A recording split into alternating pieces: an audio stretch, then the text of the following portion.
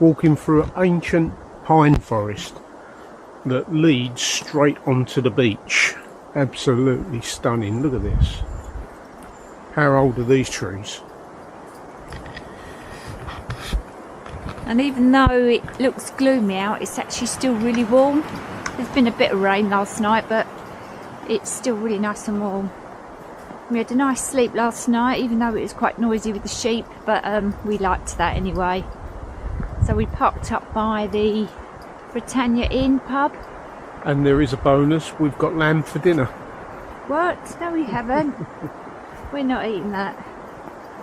So that was last night, and we're still here today. We're going to stay here today and then leave tomorrow to go to Tenby, which is where we're going to stay in a campsite for a couple of nights, just so that I can have a wash proper and do my hair, shave my legs, because at the moment the hair's so long I'm brushing the floor of the van with them.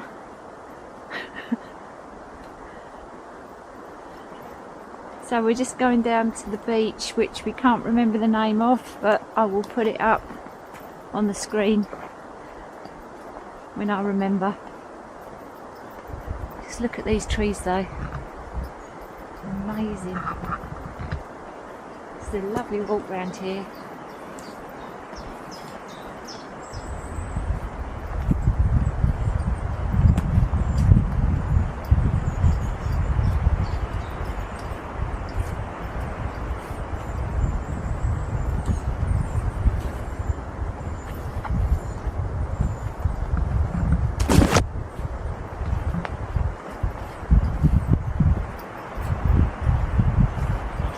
I can hear the waves.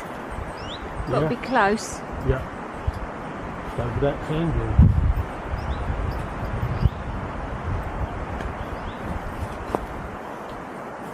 Where are you, Boo? Boo!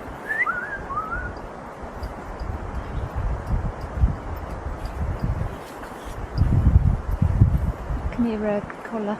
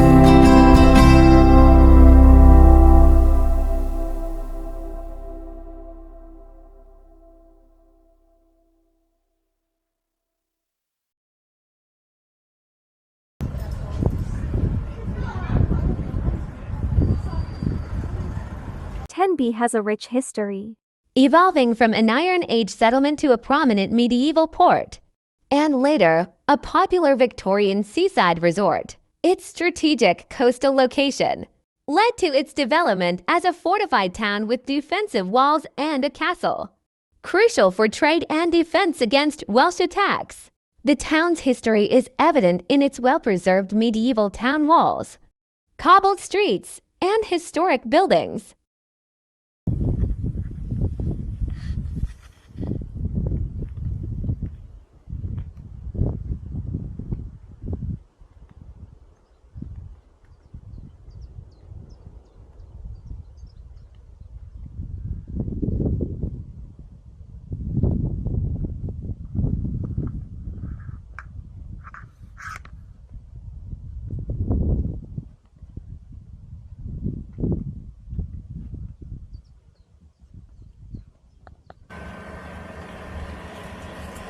What are you doing for dinner? Anchovy, blue cheese and egg salad. Oh, yum. And yeah, that's it really. Just been for a walk over on the cliffs where I almost started a coast guard alert. I see a rope, looked like it had been left on the edge of the cliffs with 3 sets of trainers, and I sat there for probably best part of 3/4 of an hour and nobody turned up. Just felt a little concerned that something might have happened to someone or 3 people. Yeah. So just took some photographs of where the trainers and rope was and got postcode of where our car park was off of Jack, and then this young man come walking down to me from above and said, oh, he'd just been for something to eat and his friends are below just free climbing. So they're free climbing over an overhang, and if they drop off into the water. So there you go. Good. Well, Crisis averted. Yeah, I well, did speak only to someone. by one I was going to create. Yeah, I did speak to someone in the car You just worry park. about these things, don't you? So, yeah, really, that's pretty I much did it. speak to- And I did speak. yep. So I did speak to someone in the car park because John called me a little bit concerned, and I stayed back at the van. And there was a guy here with some other people. We'd obviously just taken them down to do some what do you call it when you, I can't remember the name of it, climbing with ropes and in and out the water, whatever that's called. Coasteering? Yeah, that's the word. I spoke to him and he said, oh no, don't worry, it's very common, and he told me what they were doing. So yeah, I know it's okay as well, but it's good to check, isn't it? But this is a beautiful area. We are popped up for the night. I'm not sure. Oh, hello Boo, what are you doing? What are you doing, Boo?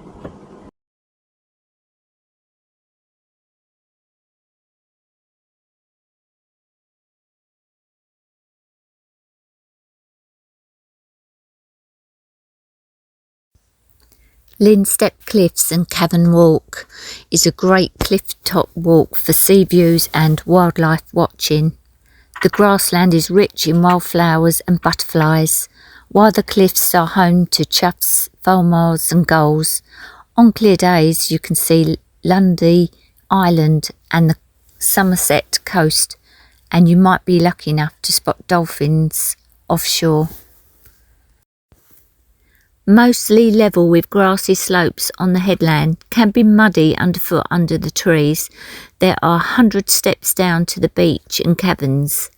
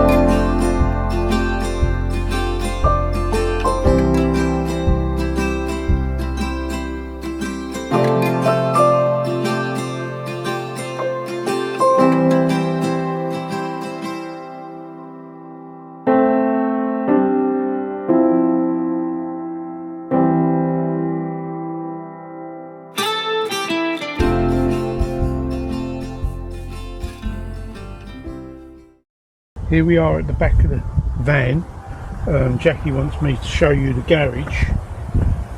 This is all the electrical, all the heart of the matter, and we've got 3 lithium Frogstar batteries there, all 105 amp each, never without power. There's a 3000 watt inverter there, land link there with the fuse box for the land link and plugs, internal plugs for it. Up there's the Victron Links distributor, which obviously is the brains, which is dealing with all the power coming out to the various different electrical parts. There's the Orion DC to DC charger, so that when you're driving along you can still get a charge to all the batteries from the engine alternator. We've got various fuses there, inline fuses, so obviously if there's a problem, the fuses will blow and hopefully we wouldn't have a fire. And we've got a major fuse there that just switches everything off. So yeah, that's it. And we have a cage around it to stop all the stuff you're throwing into the garage from hitting the back of the electrical stuff, which is very important.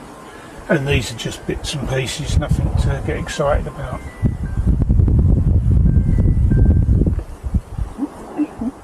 Here we've got our outdoor shower. It's a Jacqui, which works pretty well as long as the day isn't fantastically windy.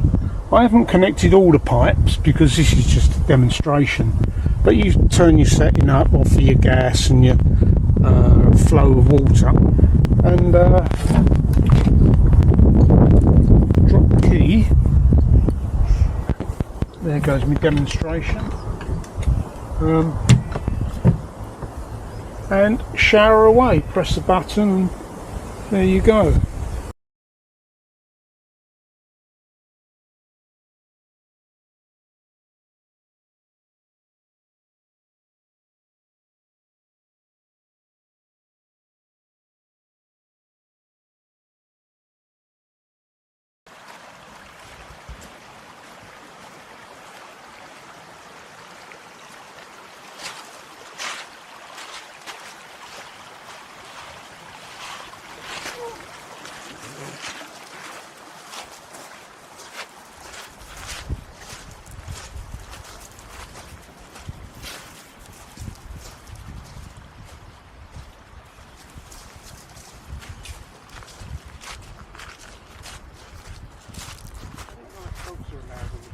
Yeah.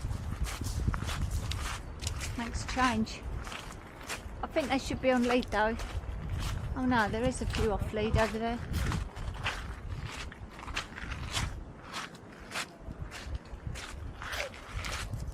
So I'm walking in my nice sandals because I've lost my flip-flops. Well, I've lost one of them as we drove off the last camp spot.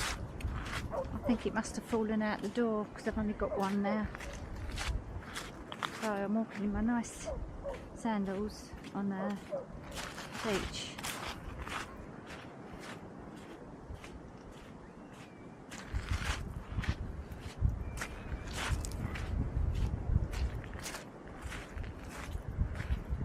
What a place. You can imagine this in the height of summer. What a good time to come. So we're July the 8th today.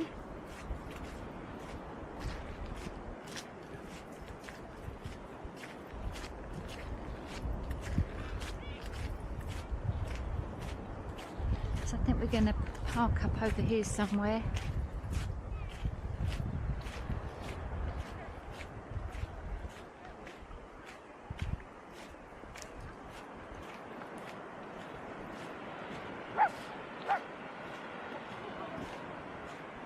Who loves the beach?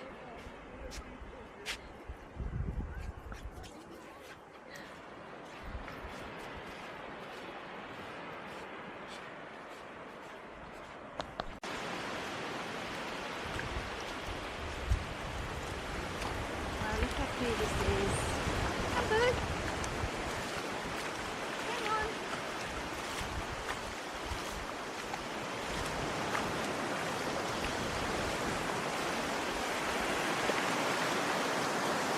Come on!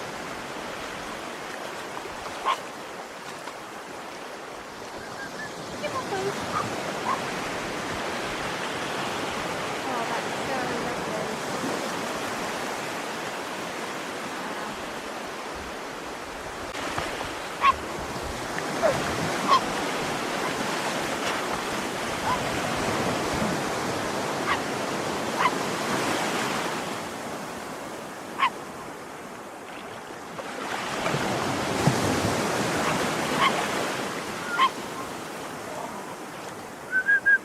Give it in, boo! Here!